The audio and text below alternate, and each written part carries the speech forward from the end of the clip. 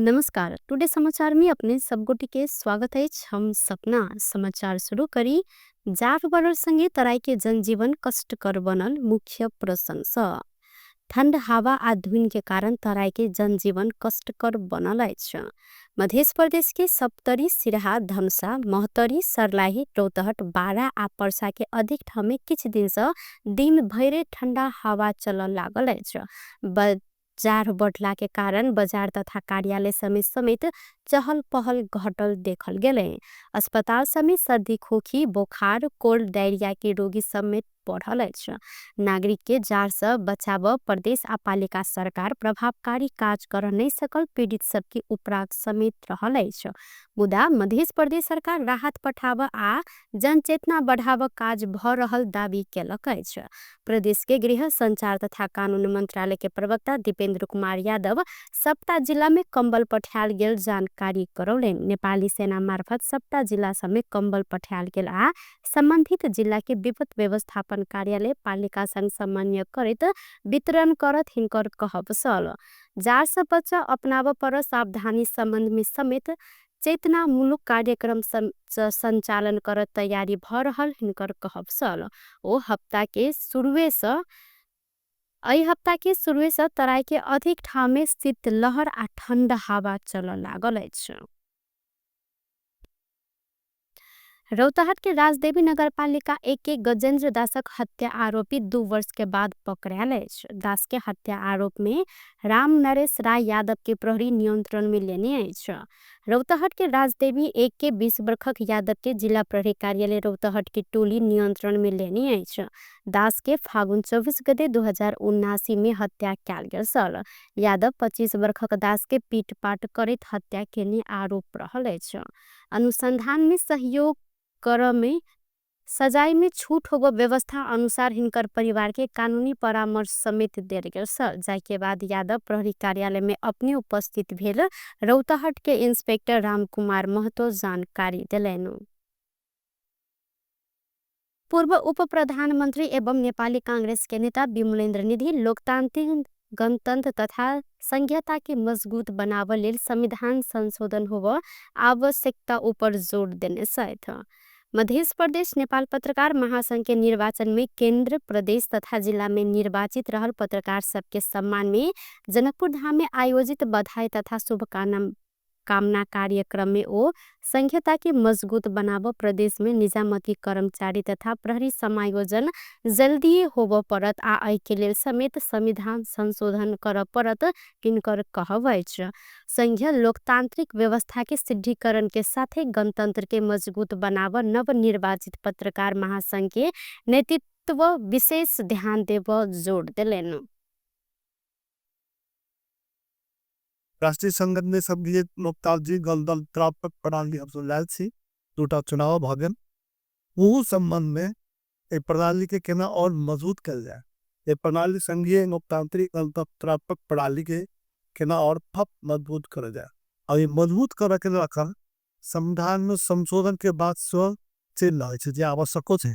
संविधान जारी कर के समय में हम सब घोषणा करने सरिया जे समय समय पर संविधान के अवसर सदुपयोग करत रहे।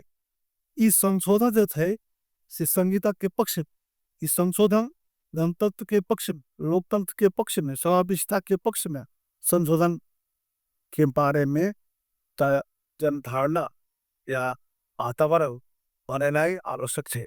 तिलक सत्तर में संविधान में की संशोधन हो चाहिए, कौन कानून के संशोधन या निर्माण हो चाहिए, ओहू बारे में से हम दोनों पक्ष में गदाई थी। और संचार पत्रकार साथी उदार करे चाहे कि मैं एक दूसरे के मदद करी क्या आग्रह दर चाहे। इस संदर्भ में अब शुरू दिन से प्रेरणा से संघीय प्रणाली में सब प्रदेश के अपन प्रहरी संगठन हो चाहिए, सब प्रदेश के अपन निजामती कर्मचारी हो संरचना हो चाहिए। ते बात के लिए संविधान में संशोधन की जरूरत है, वह कानून के मात्र निर्वाह की जरूरत है। ते पर सबके ध्यान देना जरूरी है। कोई बहस पर आके ध्यान नहीं जा रहा है, सब पर ध्यान नहीं जा रहा है, ते तरफ सब ध्यान जाए। प्रदेश भैरे से नेपाल पत्रकार महासंघ के निर्वाचन में निर्वाचित रहल नेपाल पत्रकार महासंघ के सबटा तह के पदाधिकारी सबके नेपाल प्रेस यूनियन धनुषा के अध्यक्ष राजन सिंह स्वागत केने छलैन। कार्यक्रम में नेपाली कांग्रेस के सह महामंत्री महेंद्र यादव, पूर्व मंत्री एवं नेपाली कांग्रेस के नेता रामकृष्ण यादव, मध्य प्रदेश के पूर्व मंत्री एवं प्रदेश सभा सदस्य राम सरोज यादव, जनकपुरधाम उप महानगरपालिका प्रमुख मनोज कुमार शाह आ नेपाली कांग्रेस धनुषा के सभापति योगेन्द्र पजियार सहित के नेता सभक सहभागिता रहल छल। सरकार आ लघुवित्त संघर्ष समिति बीच भेल सहमति कार्यान्वयन नहीं भेल कहत महतरी में पुनः लघुवित्त संघर्ष समिति आंदोलन में उतरल अछि।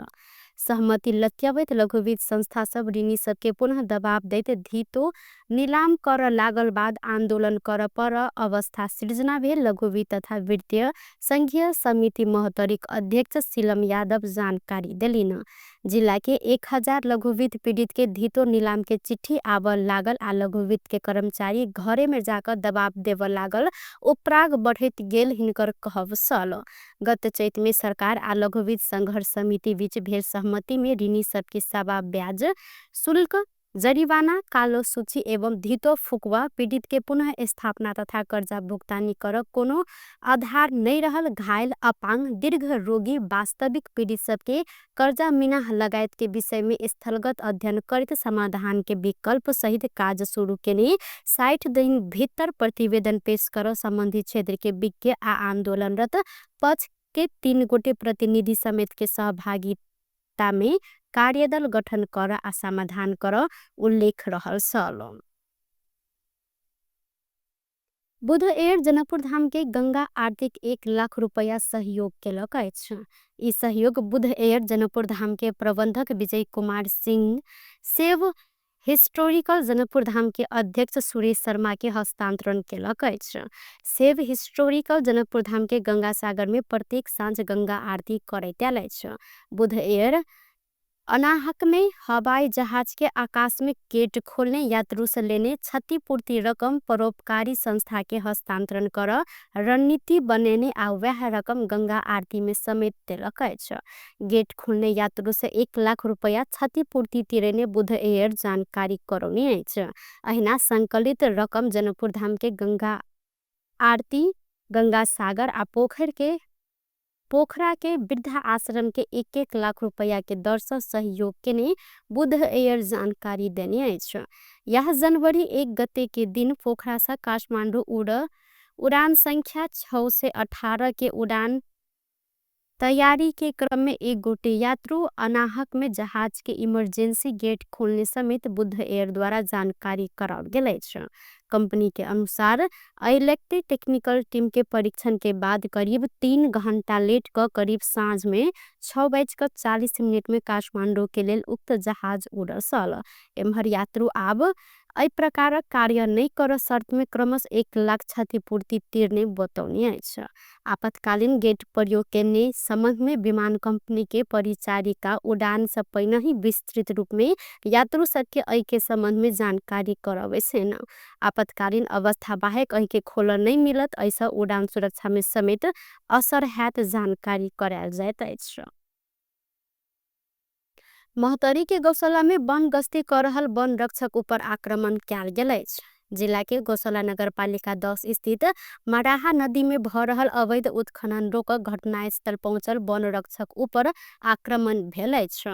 डिवीजन वन अधिकृत अजय कुमार मिश्र गुंडा समूह के आक्रमण में पड़ क सशस्त्र वन रक्षक विदुर अधिकारी घायल भेल जानकारी देलेन। नियमित गश्ती के क्रम में बृहस्पति दिन भिनसर 4 बजे के समय में घटनास्थल पहुंचल वन कर्मचारी मडाहा नदी तथा तटवर्ती क्षेत्र में अवैध रूप में उत्खनन भ रहल देखने बाद एकटा एस्कावेटर आ 5टा टीबर नियंत्रण में लेने छल। गश्ती कमांडर एवं सब डिवीजन वन कार्यालय माय स्थानीय वन अधिकृत सिकंदर चौधरी देने जानकारी के अनुसार गाड़ी सब नियंत्रण में लेने बाद अइ के चालक सब भाई कर नदी के पश्चिम दिश रहल जय माँ जालपा ढुंगा गिट्टी बालुआ वाशिंग सेंटर में पहुंचल छल। जत के किछ समय बाद 15-16 मोटरसाइकिल में आयल समूह वन कर्मचारी ऊपर गाली गलौज आ हुल हुज्जत केने छल। घटना के तत्काले जानकारी करेलो पर करीब 2 किलोमीटर दूरी में रहल इलाका प्रहरी कार्यालय से अबेर क 3 गोटे प्रहरी घटनास्थल में पहुंचल सल। एम्हर रात के बीच में वन गश्ती उत्खनन में संलग्न गाड़ी सबके फोटो समेत खींचने आए जैमे भी 4टा गाड़ी के नंबर कैद रहल हिनकर कहब सल। फोटो के आधार में वा 3 क 1116 नंबर की एक्सकावेटर तहिना प्रदू 03001 क अहिना 0592 प प्रदू 03001 क आ 0392 संगे प्रदू 03001 क 0582 नंबर के गाड़ी ऊपर कार्यवाही कर लागल हिनकर कहब सल। चौधरी आगा कहलन घटना के प्रतिवेदन तैयार समित भ रहल अछि। एहि के बाद कार्यवाही प्रक्रिया में अपने सब जायब। अहिना घटना के जानकारी बाद जिला समन्वय समिति के अध्यक्ष सुमन लाल कर्ण के नेतृत्व में गौशाला नगर पालिका उप मेयर रेणु महतो, डिवीजन वन प्रमुख अजय कुमार मिश्र लगायत के टोली घटनास्थल के निरीक्षण केने अछि। निरीक्षण के क्रम में रात में वन गश्ती नियंत्रण में लेने सब जहन गाड़ी सब माँ जालपा ढुंगा गिट्टी बालुआ वाशिंग सेंटर में रहल जानकारी कराल गेल अछि। सप्तल में मॉर्निंग वॉक निकलल एक गोटी के गाड़ी के टक्कर से मृत्यु भेल अछि। जिला के सुरुंगा नगर पालिका 3 स्थित कदमाहा गायघाट सड़क खंड में पहचान खुल नहीं सकल सवारी के टक्कर से वह नगर पालिका 3 के 60 वर्षक राम बहादुर नेपाली के मृत्यु भेल प्रहरी जानकारी करौने अछि। आई भिनसर करीब 4 बजे मॉर्निंग वॉक में निकल नेपाली के नंबर ने खोजल सवारी टक्कर देने सप्तरी के प्रहरी प्रमुख एसपी खगेंद्र खतिवड़ा जानकारी दिलेन। प्रहरी उपरीक्षक खतिवड़ा के अनुसार टक्कर देने सवारी के खोजी भ रहल अछि। आई रात अत्यधिक उल्का वर्षा होबे जानकारी कराल गेल अछि। नेपाल एस्ट्रोनॉमिकल सोसाइटी नासो विज्ञप्ति निकाल कर आई रात सन 2025 की पहिल उल्का वर्षा हैत जानकारी करौने अछि। बूटीज अर्थात भूतप नामक तारामंडल से उल्का वर्षा भेला से उल्का वर्षा के भूतप नाम समेत देल गेल अछि। पूस 13 गते से सक्रिय रहल भूतप उल्का वर्षा आवर लागल 25 गते धक रहत। उदा आई रात अत्यधिक मात्रा में उल्का वर्षा हैत जानकारी देल गेल अछि। आई रात के उल्का वर्षा आकाश प्रदूषण कम रहल आ खुला आकाश रहल त कोनो प्रकारक उपकरण प्रयोग बिना आसानी से देखल जा सकत नासो जानकारी करौने अछि। प्रति घंटा 50 से लक 120 टा जतिक उल्का वर्षा हैत नासो के अनुमान रहल अछि। आई रात आकाश में देख क मनोरंजन लेव सक नासो जारी केने विज्ञप्ति में उल्लेख समेत रहल अछि। नेकपा माओवादी केंद्र संघीय संसद के अधिवेशन आह्वान नहीं भेल त सरकार के दबाव देव जानकारी करौने अछि। पार्टी कार्यालय पेरिस डारा में शुक्र दिन बैसल माओवादी केंद्र के स्थानीय कमेटी बैसार के बाद प्रवक्ता अग्नि प्रसाद सापकोटा सरकार नियत व संघीय संसद के अधिवेशन आह्वान नहीं केने कहत संसद में रहल सबटा दल संग छलफल करते दबाव सृजना करब जानकारी दिलैन। ओ संसद छोड़ कर सरकार दल विभाजन संबंधी अध्यादेश आने लाग को आरोप समेत लगलेन। सापकोटा जल्दी संसद के अधिवेशन आह्वान कर सरकार के आग्रह समेत करब जिक्र केने साथ बैसार में 30 गोटे स्थानीय कमेटी सदस्य अध्यक्ष प्रचंड मौखिक रूप में रख राजनीतिक प्रतिवेदन ऊपर धारणा रखने प्रवक्ता सापकोटा जानकारी दिलेन। ओ समसामयिक परिस्थिति पार्टी रूपांतरण अखंड के सरकार के क्रियाकलाप के संबंध में संविधान संशोधन के संबंध में धारणा राखत हिंकर कहब सल। समाजवादी विचारधारा के विकास के लेल सबटा पादिका में समाजवाद के आधारशिला खड़ा कर जहन तैयारी होब परत नेता सबके जोड़ रहल सापकोटा जानकारी दिलेन। पश्चिम लोकमार्ग मा आधारित भएर अर्को चाहिँ यो उत्तर दक्षिण अर्थात् मधेस जागरण हुलाकी राजमार्गमा आधारित भएर सबै पदाधिकारी अध्यक्षसहित सबै पदाधिकारीहरू केन्द्रित भएर अब जनतामा जानुपर्छ। एकताबद्ध भएर एकजुट भएर जनतामा जानुपर्छ। यो ढिला भएको छ। यो चाहिँ धेरै नै ढिला भएको छ। म सभामुख हुँदाखेरि एक वर्ष मङ्सिरको 28 गते भएको थियो। अर्को वर्ष मङ्सिरको 7 गते भएको थियो।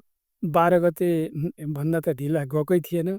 अहिले त आज हामी 19 गतेमा छलफल गर्दैछौँ भनेपछि यो सर्वथा बेठी कुरा भइरहेको छ। चाँडोभन्दा चाँडो यो सदन आह्वान गर्नुपर्छ, संसदको अधिवेशन आह्वान गर्नुपर्छ। ढिला भइसक्यो। फेरि न्यूनतम पनि 7 दिन समय दिनुपर्छ। 7 दिन भनेपछि आज 19 गते 28 गतेतिर पुग्छ।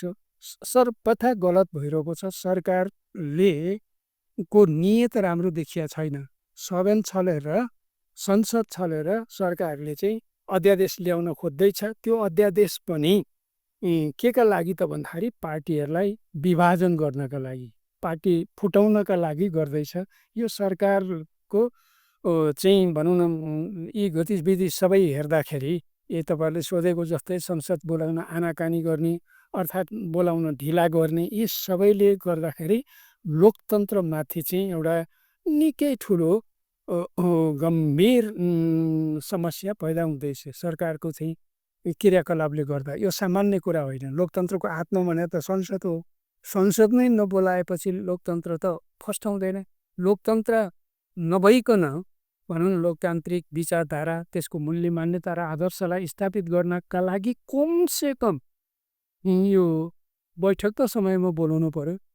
बैठक समेत समयमा नबोलाउने भएपछि त्योभन्दा चाहिँ गम्भीर कुरा केही हुन सक्दैन। अब हामी सबै पार्टी, संसदमा भएका सबै पार्टीसित सर्कल चलाउँछौँ र प्रभावकारी दबाव सिर्जना गर्छौँ। बैसार में प्रचंड देश के सबटा तक के जनता आगा पहुँच कर समस्या बुझ जही विभिन्न अभियान संचालन कर आ में अध्यक्ष सहित सबटा केंद्रीय नेता समेत सहभागी होब बताओल गेल सल। स्थानीय कमिटी बैसार सैन दिन समेत वैसे प्रवक्ता सापकोटा जानकारी दिलैन। पुस 21 गते से शुरू होब केंद्रीय कमिटी के बैसार के लेल माओवादी के स्थानीय कमिटी के बैसार निरंतर अखन बैस रहल अछि। स्वास्थ्य बीमा क्षेत्र सुधार के लिए सुझाव देव गठित स्वास्थ्य बीमा सुधार कार्य दल स्वास्थ्य मंत्री प्रदीप पौडेल के प्रतिवेदन बुझौलक अछि। शुक्र दिन मंत्रालय में आयोजित एकटा कार्यक्रम के बीच कार्यदल अपन प्रतिवेदन मंत्री पौडेल के हस्तांतरण केने अछि। प्रतिवेदन में स्वास्थ्य बीमा कार्यक्रम के प्रभावकारी बनाब, वर्तमान अवस्था के समीक्षा करित भविष्य में होबो पर सुधार के काज समेत समावेश कयल गेल अछि। प्रतिवेदन बुझैत मंत्री पौडेल विद्यमान बीमा व्यवस्था से किछ राहत भेलो पर पूर्ण नहीं भेला से एहि के व्यवस्थित करैत आगा बढ़बाक लेल थप अध्ययन भ रहल जानकारी करौलेन। पौडेल प्रतिवेदन के सुझाव सबके कार्यान्वयन कर प्रतिबद्धता समेत व्यक्त करेन। नागरिक के सहज होब जहन बीमा के दायरा बढ़ाव मंत्रालय तैयार केने प्रतिवेदन में उल्लेख रहल अछि। व्यवस्थित गर्ने विषयगत डकुमेन्ट हामीले प्राप्त गरेका छौं। अब सबै क्षेत्र यसभित्र समेटिएको छ भन्ने हाम्रो विश्वास छ। त्यसैले अब बीमालाई नागरिकलाई सुविधा हुने गरी यसको सीमा कसरी वृद्धि गर्न सकिन्छ हामीले अनौपचारिक रूपमा भन्दै पनि आएका थियौं कि 1 लाखबाट बढाउनु पर्छ भनेर। त्यसका बारेमा पनि यहाँ प्रशस्त विषयहरू उल्लेख भएको हुनुपर्छ। त्यसपछि त्यसको स्रोत कसरी सुनिश्चित गर्ने, 5 लाख पुर्याउने भन्ने कुरा इन्फर्मल्ली हामीले गरेका थियौं, तर त्यसको स्रोतको सुनिश्चितताको पक्ष महत्त्वपूर्ण थियो। त्यसैले त्यसको स्रोतको सुनिश्चितताको विषय पनि यहाँभित्र विभिन्न पक्षहरूलाई समेटेर व्यवहारिक ढङ्गबाट स्रोत उपलब्ध हुने गरी धेरै विषय आएको छ भन्ने हामीले विश्वास लिएका छौं। त्यसपछि त्यसको व्यवस्थापनको पक्ष, त्यसपछि कार्यान्वयनको पक्ष, यी सबै कुरालाई समेटेर यो प्रतिवेदन तयार भएको छ भन्ने हामीले विश्वास लिएका छौं। यहाँ धेरै कुरा छ, बाहिरबाट पनि यो अनुमान गर्न सकिन्छ किन यो निकै मोटो छ। मंत्री पौडेल स्वास्थ्य बीमा 5 लाख धरि पहुंचाब लेल स्रोत सुनिश्चितता के विषय में समेत अध्ययन भ रहल जिक्र कयलनि। स्वास्थ्य बीमा के प्रभावकारी रूप में आगा बढ़ाब लेल मंत्री पौडेल या असोज 9 गते वरिष्ठ जन स्वास्थ्य विज्ञ डॉक्टर अम्बु प्रसाद आचार्य के संयोजकत्व में 9 सदस्यीय कार्यदल गठन केने छलैथ। आई भिनसर मुगु जिला के लुमा आसपास केंद्र बिंदु बनाकर भूकंप गलै छ। स्थानीय समय अनुसार भिनसर 8:03 में 4.4 मैग्नीट्यूड के भूकंप गेल। राष्ट्रीय भूकंप मापन तथा अनुसंधान केंद्र जानकारी देने छ। पिछला किछ दिन से सुदूर पश्चिम आ कर्णाली प्रदेश के जिला सब में लगातार भूकंप के पराकंप जा रहल जानकारी कराल गेल छ।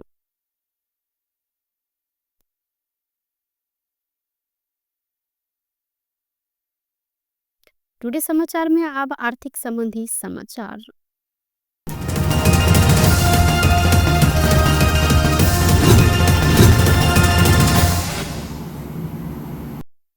नेपाली बाजार में आज शुक्र दिन सोन तोला के 2000 रुपया सब बढ़ल अछि। नेपाल सोनचानी व्यवसाय महासंघ के अनुसार छापामार सोना शुक्र दिन तोला के 1,53,500 रुपया में कारोबार भ रहल अछि। अहिना ऐसे पहिनका दिन छापामार सोना तोला के 1,51,500 रुपया में कारोबार भेल सल। संगे शुक्र दिन चांदी के दाम समेत बढ़ल अछि।